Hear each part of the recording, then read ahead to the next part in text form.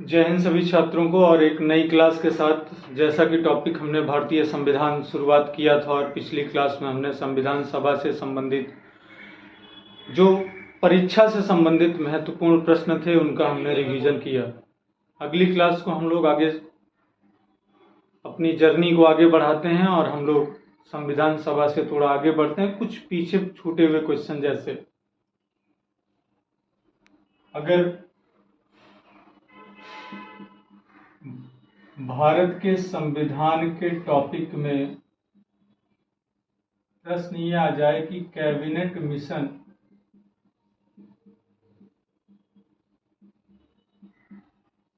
के सदस्य कौन थे, तो यहाँ पे 3 व्यक्ति शामिल थे। पहले व्यक्ति का नाम था A.V. अलेक्जेंडर,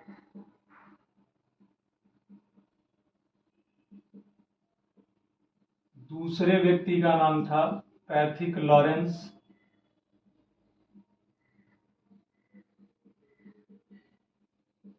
और तीसरे व्यक्ति का नाम है स्टेफोर्ड क्रिप्स।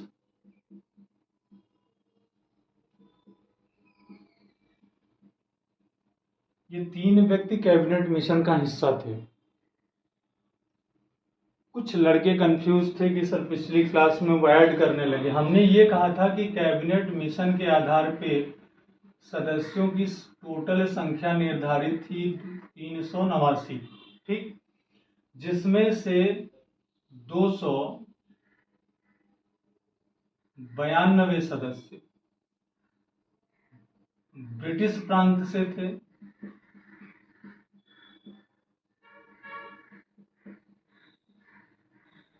93 सदस्य देसी रियासतों से चुने गए,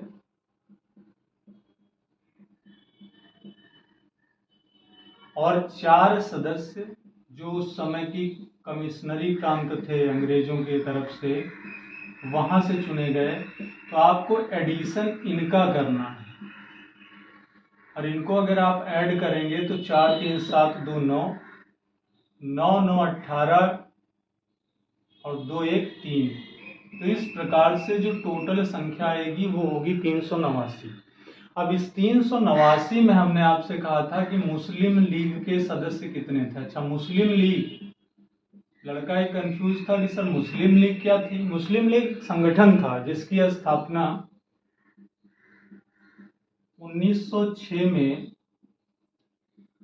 सर सैयद अहमद खान, सर आगा खां, माफी चाहता हूं, सर आगा खां, ये मुस्लिम लीग के संस्थापक कहे जाते हैं। और मुस्लिम लीग की स्थापना हुई थी 1906 के अंतर्गत। तो ये उसका डाटा था। वो जो आप मुस्लिम लीग के सदस्यों की अगर संख्या की बात करता है तो दरअसल मुस्लिम लीग के जो सदस्य थे उनकी सदस्य संख्या थी 73, जो कि इसी में ऐड है। इसमें 292 सदस्यों में वो पहले से शामिल हैं, ठीक। तो थोड़ा सा बोर्ड वर्क को ध्यान से देखा करिए आप लोग, क्योंकि अगर आप बोर्ड वर्क पे ध्यान नहीं रखेंगे तो मेरे बोर्ड वर्क करने का कोई बहुत विशेष फायदा नहीं मिलने वाला है। अच्छा, ये तो प्रश्न इस प्रकार से आए। अच्छा, कुछ प्रश्न यहाँ पे और रहे संविधान सभा के अंतर्गत, जैसे कुछ देसी रियासतें थी जिसने संविधान सभा में हिस्सा नहीं लिया। अब प्रश्न ये बनता है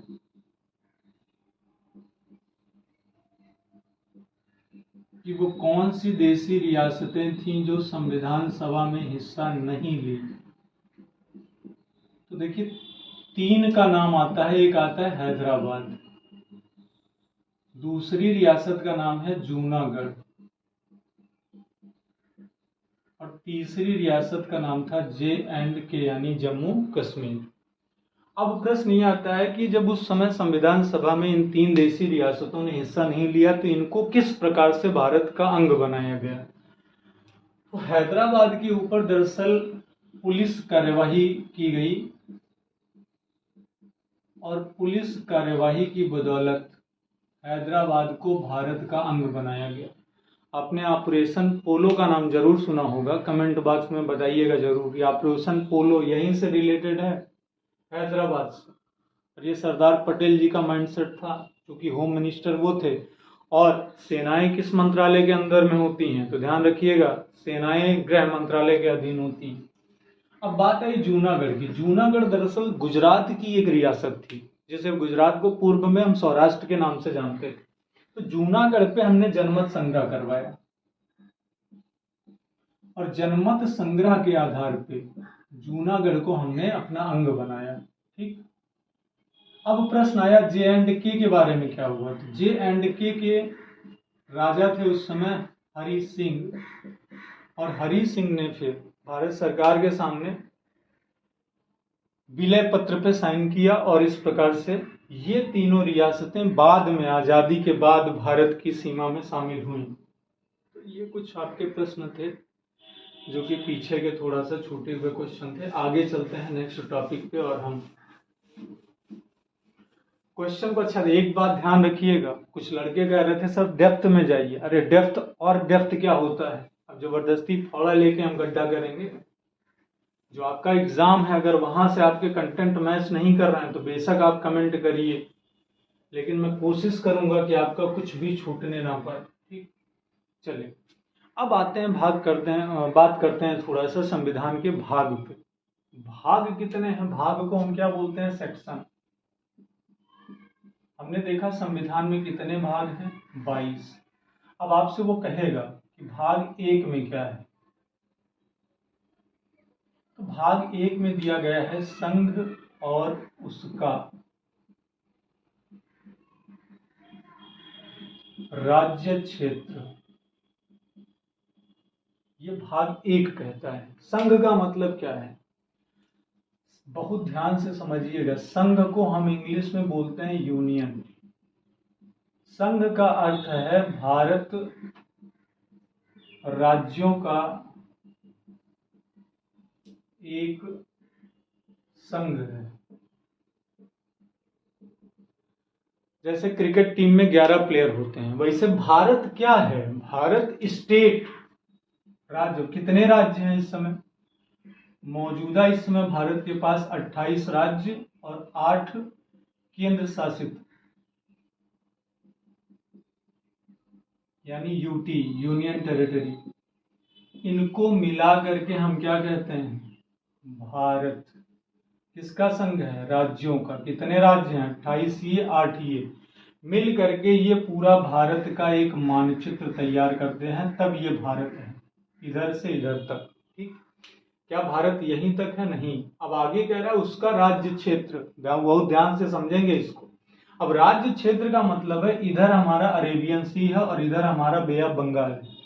तो ये जो हमारी जलीय सीमा है जहां तक जा रही है नीचे हिंद महासागर तक, उस पूरी जलीय सीमा को भी हम शामिल कर लेते हैं। तो ऊपर तो फिलहाल नहीं जा रही है, लेकिन इधर से और इधर से जो भी हमारा जलीय सीमा का क्षेत्र है उसको भी हम भारत में शामिल करते हैं, और इस प्रकार से कहा गया है कि भारत राज्यों का एक संघ होगा। ठीक। तो इतनी बात समझ में आ गई होगी, और इस बात को किस में कहा गया है? भाग 1 में कहा गया है। चलिए अब बात करते हैं भाग 2 की। भाग 2 में दिया गया है नागरिकता। भाग 2 में नागरिकता दी गई है।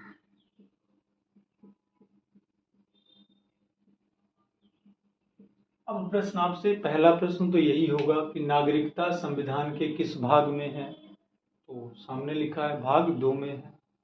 अब प्रश्न होगा कि नागरिकता किस देश के संविधान से अपनाई गई? तो हम यहाँ पे ध्यान देंगे कि ब्रिटिश संविधान से ली गई। यहाँ ब्रिटिश की बजाय हम ब्रिटेन लिख सकते हैं। ब्रिटेन के संविधान से ली गई है क्या? नागरिकता। पहला पॉइंट। दूसरा प्रश्न, भारत में किस प्रकार की नागरिकता का प्रावधान है? सिंगल सिटीजनशिप, यानी हमारा संविधान एकल नागरिकता की बात करता है। एकल नागरिकता का अर्थ क्या हुआ? यानी अगर आप भारत के नागरिक हैं तो हमारे संविधान के आधार पर सिर्फ आप भारतीय नागरिक होंगे, लेकिन अगर किसी भी कारणवश किसी अन्य दूसरे देश की आपने अगर नागरिकता धारण की तो आपकी भारतीय नागरिकता समाप्त हो जाएगी, ऐसा कहता है हमारा संविधान। ये है एकल नागरिकता। अब तीसरी बात यहीं पे बोलेगा कि बताइए नागरिकता किस आर्टिकल में दिया गया है। आर्टिकल मीन्स अनुच्छेद। अगर आर्टिकल की बात करेगा तो आर्टिकल 5 to 11, 5 से 11 ये नागरिकता की बात करता है। अब चौथा प्रश्न कह रहा है कि नागरिकता अर्जित करने के कितने प्रकार हैं। तो नागरिकता पाने के प्रकार, और नागरिकता पाने के हमारे संविधान के आधार पर 5 प्रकार हैं। ठीक, जैसा कि हमारा संविधान कहता है कि अगर भारत की नागरिकता आपको धारण करनी है तो हमारा जो संविधान है वो कह रहा है कि हमारे संविधान में 5 प्रकार की नागरिकता धारण करने का उल्लेख है। इस प्रकार से हम जो है अपनी नागरिकता धारण कर। तो बात आती है आगे की नागरिकता पाने के कितने तरीके हैं भारतीय संविधान में। उत्तर होगा 5। कौन कौन से? तो भारतीय नागरिकता अर्जित करने के 5 प्रकार हैं। पहला, जन्म से यानी बाई बर्थ। दूसरा, वंश परंपरा द्वारा।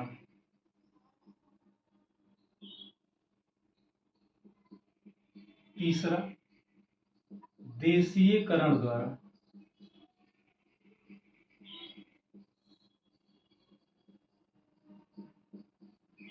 पहला जन्म से, दूसरा वंश परंपरा से, तीसरा देशीयकरण से और चौथा पंजीकरण द्वारा। और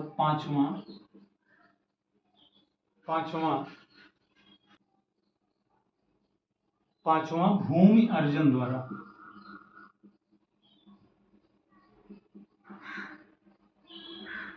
ये 5 प्रकार हैं। चलिए इनको डिटेल से थोड़ा समझ लेते हैं। कह रहा है जन्म से। भारतीय संविधान लागू होता है 26 जनवरी 1950 को। अब 26 जनवरी 1950 के बाद व्यक्ति के माता या पिता में से किसी एक का भारतीय नागरिक होना जरूरी है। ठीक, तब उसे भारत का नागरिक माना जाएगा। सिंपल सी बात। संविधान लागू होने की तारीख से उसके बाद अगर जन्म होता है तो उसके पहले उसके माता या पिता में से किसी एक व्यक्ति को भारत का नागरिक होना जरूरी है। वंश परंपरा, सिंपल बात इस पे भी वही लागू होगी। 26 जनवरी 1950 के बाद अगर किसी व्यक्ति का जन्म है तो उसके माता या पिता में से किसी एक का भारतीय नागरिक होना जरूरी है। अब बात आती है देशीयकरण द्वारा। अगर बात करें हम देशीयकरण की तो देशीयकरण क्या? अगर कोई विदेशी नागरिक, कोई विदेशी अगर 10 साल तक, अगर कोई विदेशी व्यक्ति या विदेशी नागरिक 10 साल तक भारत में निवास करता है, अगर 10 साल तक लगातार भारत में निवास करता है तो उसे भारत की नागरिकता मिल सकती है। एक बात और आती है, कहीं कहीं आपको पढ़ने को मिलेगा 7 वर्ष। अगर कोई भारतीय व्यक्ति लगातार 7 वर्ष तक भारत से बाहर रहा तो उसकी भारतीय नागरिकता का अंत हो जाएगा। ये बात ध्यान रखिएगा। लेकिन भारतीय संविधान कहता है कि कोई फॉरेनर पर्सन, कोई विदेशी नागरिक अगर 10 वर्ष तक लगातार भारत में रहता है तो उसे भारत की नागरिकता मिल जाएगी। अब बात आती है पंजीकरण की। अगर पंजीकरण की बात करें तो पंजीकरण के आधार पर हमको कैसे नागरिकता भारत की प्राप्त हो सकती है। पंजीकरण से कैसे? अब बात यहाँ पे ये है कि अगर कोई व्यक्ति 5 साल पूर्व से, पहले 6 माह था लेकिन अब उसमें अमेंडमेंट हो चुका है, अगर कोई विदेशी नागरिक 5 साल से भारत में रह रहा है तो वो फिर भारत सरकार को आवेदन कर सकता है यहाँ की नागरिकता को पाने के लिए। ठीक उसी प्रकार से अगर कोई विदेशी महिला है, कोई फॉरेन लेडी है, अगर वो कोई भारतीय नागरिक से विवाह करती है तो उसे भारत की नागरिकता प्राप्त हो जाएगी। अब कुछ लोग उछल रहे होंगे कि गुरुदेव, बिल्कुल, अगर कोई विदेशी महिला है, अगर किसी भारतीय पुरुष से शादी करती है, विवाह करती है, तो उसे भारत की नागरिकता प्राप्त करने का अधिकार है। हम नहीं कह रहे हैं। तो कॉन्स्टिट्यूशन ऑफ इंडिया। अगला टॉपिक है भूमि अर्जन द्वारा। अगर भारत सरकार किसी दूसरे देश की जमीन को किसी भी तरीके से हासिल करती है, तो उस क्षेत्र पे रहने वाले लोग भी भारतीय नागरिक कहलाएंगे। इसे हम कहते हैं भूमि अर्जन द्वारा। तो इस प्रकार से नागरिकता पाने के कितने आधार हैं? 5। अब बात आती है नागरिकता को त्यागने के कितने प्रकार हैं। अगर नागरिकता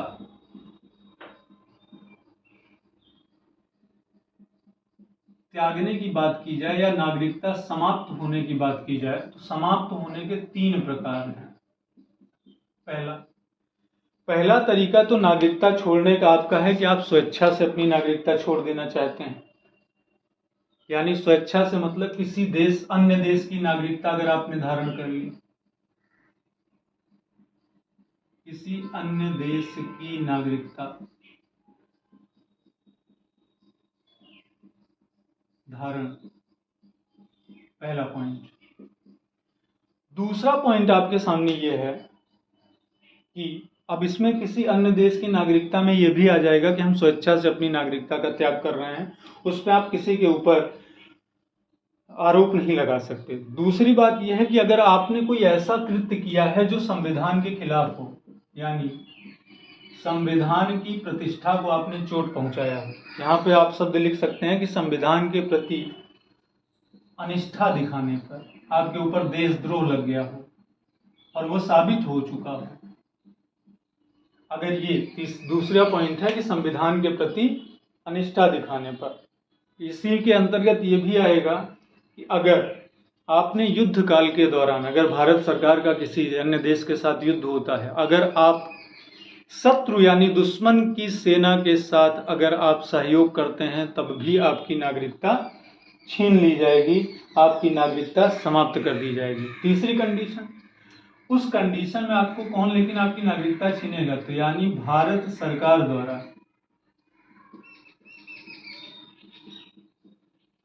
नागरिकता समाप्त। उस कंडीशन में जो गवर्नमेंट ऑफ इंडिया है, यानी भारत सरकार द्वारा नागरिकता से आप वंचित कर दिए जाएंगे। यानी समाप्त का मतलब वंचित कर देंगे। अगर ऐसा कृत्य आप करते हैं तो इस बात का ध्यान रखेंगे, एग्जाम में पूछ लिया जाता है। पहला पॉइंट हमने भाग 22 थे फिलहाल स्टार्ट किया, संघ और उसका राज्य क्षेत्र, वहां से आगे बढ़े आर्टिकल 2 में आए, भाग 2 में आए, सॉरी। नागरिकता का चैप्टर मिला, ब्रिटेन के संविधान से लिया। एकल नागरिकता है, आर्टिकल 5 से 11 में है। पाने के 5 प्रकार हैं, छोड़ने के 3 प्रकार हैं। डिटेल में हमने इसका अध्ययन कर लिया। अभी बात और करंट अफेयर्स में आप देखे होंगे कि 2 मुद्दे बहुत ज्यादा उछल रहे थे। एक मुद्दा था एनआरसी और एक मुद्दा था सीएए। पहली चीज तो आपको इसका फुल फॉर्म क्लियर रखना है। एनआरसी और सीएए का फुल फॉर्म क्या है। जहां तक एनआरसी की बात है तो ये फुल फॉर्म होगा national register for citizens.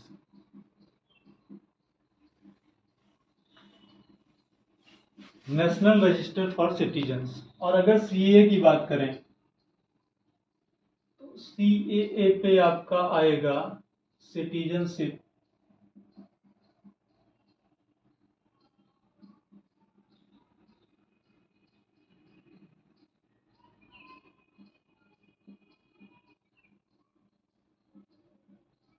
Amendment act. इसमें कुछ संशोधन की बात हो रही है, असम से लागू किया जाएगा। कुछ फॉरेनर, विदेशी, रोहिंग्या, सरकार का कहना है कि अवैध घुसपैठ के थ्रू पॉपुलेशन हमारी बढ़ रही है। फिलहाल वो सरकारी विषय है, उस पर अभी बातचीत चल रही है। लेकिन ये एग्जाम के मद्देनजर ये 2 पॉइंट आप क्लियर रखेंगे, एनआरसी और सीएए का फुल फॉर्म क्या है।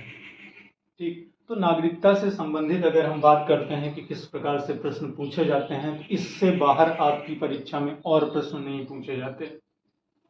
चलिए, तो जहां तक है नागरिकता भाग 2 का भी चैप्टर हम लोगों ने अभी अभी क्लियर किया है। ठीक, अब आगे बढ़ते हैं। आगे जब हम बढ़ेंगे तो बहुत ही इंपॉर्टेंट, सबसे इंपॉर्टेंट टॉपिक आपके सामने आने वाला है, और जिस टॉपिक का नाम है भाग 3। भाग 3 संविधान का सबसे ज्यादा इंपॉर्टेंट टॉपिक है। भाग 3 क्यों इंपॉर्टेंट है? क्योंकि यहाँ पे बात की गई है फंडामेंटल राइट्स, जिसे हम हिंदी में कहते हैं मूल अधिकार। किसके लिए हैं ये मूल अधिकार? नागरिकों के लिए हैं। कितने हैं ये, कैसे मिले, क्या हैं, देखते हैं। पहली बात, मूल अधिकार हमने कहां से अपनाया है? तो USA, United state of America के संविधान से लिया गया है।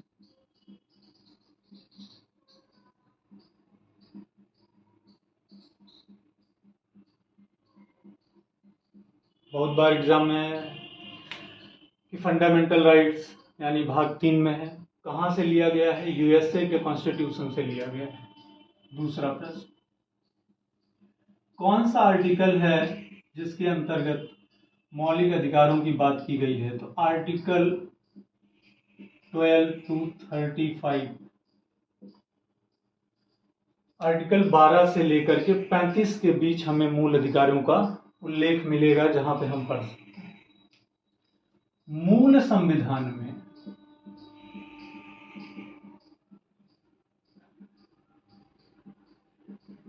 संख्या थी इसकी 7, और वर्तमान में संख्या है इसकी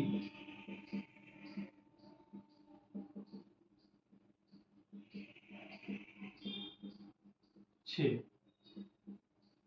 अब 6 संख्या है, पहला, दूसरा, तीसरा, चौथा, पांचवा और छठा। पहले की बात करें तो यहां पे दिया गया है राइट टू इक्वलिटी, यानी विधि के समक्ष समता। विधि के समक्ष समता पूछता है किस आर्टिकल में है? आर्टिकल 14 to 18 यानी 14 से 18 के बीच। दूसरा जो मौलिक अधिकार है उसका नाम है राइट टू फ्रीडम, यानी स्वतंत्रता का अधिकार।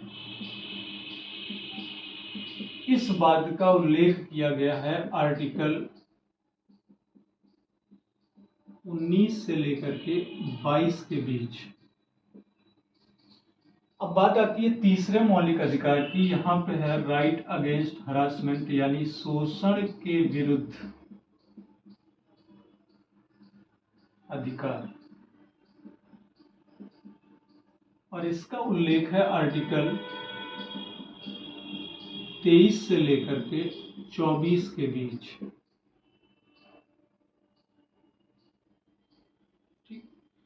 चौथे पे आते हैं। बात चौथे में दी गई है राइट टू रिलीजियस फ्रीडम, यानी धार्मिक स्वतंत्रता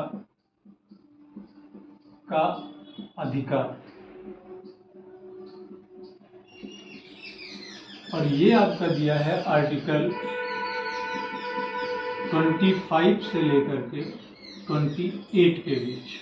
ठीक, अगला जो मौलिक अधिकार है उसका नाम है संस्कृति एवं right to cultural and educational, संस्कृति एवं शिक्षा संबंधी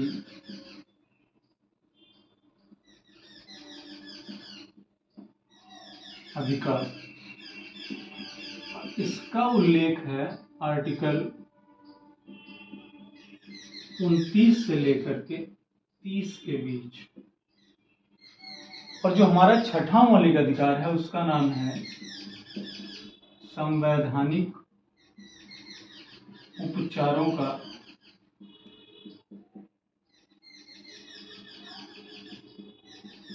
अधिकार, और इस बात का उल्लेख है आर्टिकल 32 के अंतर्गत। ठीक, लेकिन यहां हम देख रहे हैं कि मूल संविधान में संख्या कितनी थी? 7, और अभी कितनी दिख रही वर्तमान में? 6। ये 6 तो हैं, 7वां कौन सा था जिसे हटा दिया गया?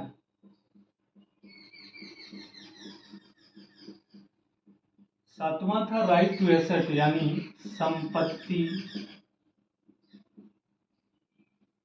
का अधिकार। पहले ये आर्टिकल 19F का हिस्सा हुआ करता था। पहले ये अनुच्छेद 19 के अंतर्गत था, संपत्ति का अधिकार। अभी इसको हटाया गया। अब प्रश्न क्या बनता है कि संपत्ति के अधिकार को किस संविधान संशोधन द्वारा हटाया गया? तो संविधान संशोधन था 44, और जो कि हुआ है 1978 में। 1978 में 44वें संविधान संशोधन द्वारा हटा दिया गया। कहां से हटाया गया? यहां से, मूल अधिकारों के पॉइंट से इसे हटा दिया गया। और अब वर्तमान में इस संविधान संशोधन के आधार पर, या प्रश्न को अगर और इजी वे में लिखना चाहें तो हम यहाँ पे ये लिख सकते हैं कि संपत्ति के अधिकार को वर्तमान में आर्टिकल 300A में ले जाकर जोड़ा गया है। और दूसरा पॉइंट बनेगा 44वें संविधान संशोधन 1978 द्वारा हटाया गया। अब बात आती है उस समय सरकार किसकी थी? सरकार थी मोरारजी देसाई की। क्यों हटाया गया? रास्ते में सरकार रोड बनवा रही है, आपकी खेती बाड़ी आ गई, आप कह रहे हैं सड़क नहीं जाने देंगे। रेल की पटरियां बिछ रही हैं, आप कह रहे हैं हम जमीन नहीं देंगे। तो इन सब चीजों पे बड़ा समय लग जाता था। अब रेलगाड़ी सांप के तरीके तो चलेगी नहीं, तो सरकार ने क्या किया कि कहा भैया ऐसा है कि जो सार्वजनिक कार्य हैं उसमें बाधा कम आए, इसलिए उन्होंने संपत्ति के अधिकार को यहां से हटा दिया। कहां से? मौलिक अधिकार। और अब वर्तमान में संपत्ति का अधिकार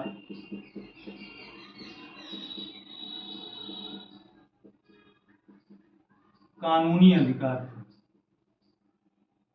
कानूनी अधिकार है। एग्जाम में पूछा जाता है कि वर्तमान में संपत्ति का अधिकार कैसा अधिकार है? कानूनी अथवा विधिक, ये दोनों बातें हम बोल सकते हैं। तो इस प्रकार से अगर हम अभी डिटेल में हम लोगों ने डिस्कस नहीं किया, अभी एक बड़ा चैप्टर है ये, तो 7वां जो था ये हटा दिया गया, यानी अब ये नहीं रह गया है। अब संख्या 6 है, इसे हमने हटा दिया है। और हटाया किसके थ्रू? 44वां संविधान संशोधन 1978। अब नया आर्टिकल कौन सा है? आर्टिकल 300A में ले जाकर जोड़ा गया है। और वर्तमान में ये कैसा अधिकार है? तो वर्तमान में ये कानूनी अधिकार है।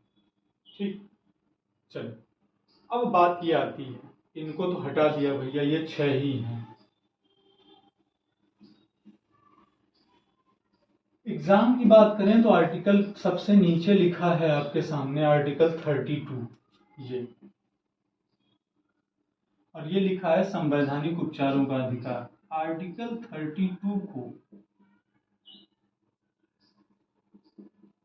Doctor B.R. अम्बेडकर द्वारा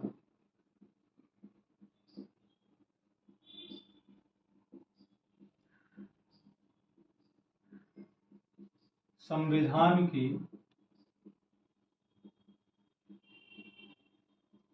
हृदय और आत्मा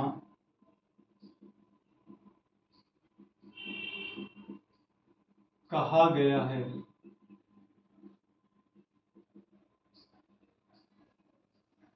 बहुत ही इंपॉर्टेंट क्वेश्चन।